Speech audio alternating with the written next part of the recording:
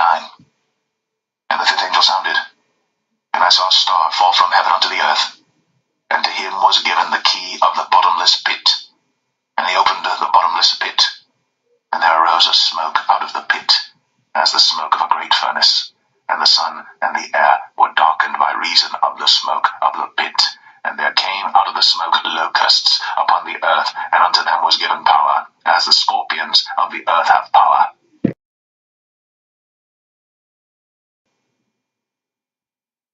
And they had a king over them, which is the angel of the bottomless pit, whose name in the Hebrew tongue is Abaddon, but in the Greek tongue hath his name Apollyon. And when they shall have finished their testimony, the beast that ascendeth out of the bottomless pit shall make war against them, and shall overcome them and kill them. And their dead bodies shall lie in the street of the great city, which spiritually is called Sodom and Egypt, where also our Lord was crucified. And they of the people and kindreds and tongues and nations shall see their dead bodies 3 days and a half, and shall not suffer their dead bodies to be put in graves. And they that dwell upon the earth shall rejoice over them, and make merry, and shall send gifts one to another, because these 2 prophets tormented them that dwelt on the earth. And after 3 days and a half, the Spirit of life from God entered into them, and they stood upon their feet, and great fear fell upon them which saw them.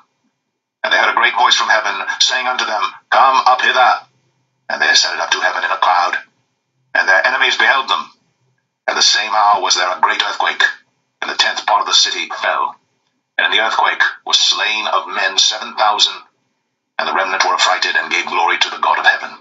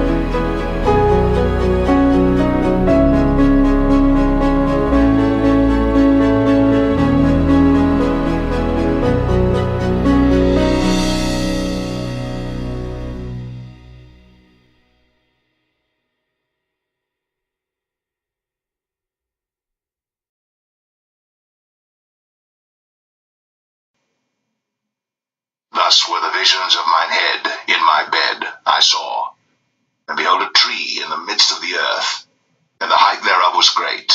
The tree grew, and was strong, and the height thereof reached unto heaven, and the sight thereof to the end of all the earth. The leaves thereof were fair, and the fruit thereof much, and in it was meat for all.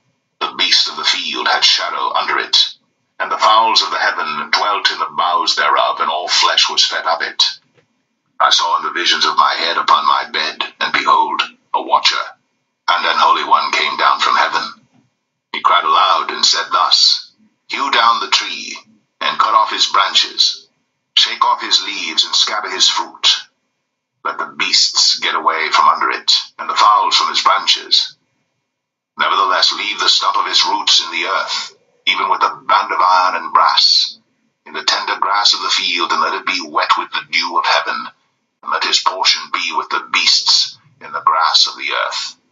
Let his heart be changed from man's, and let a beast's heart be given unto him, and let 7 times pass over him.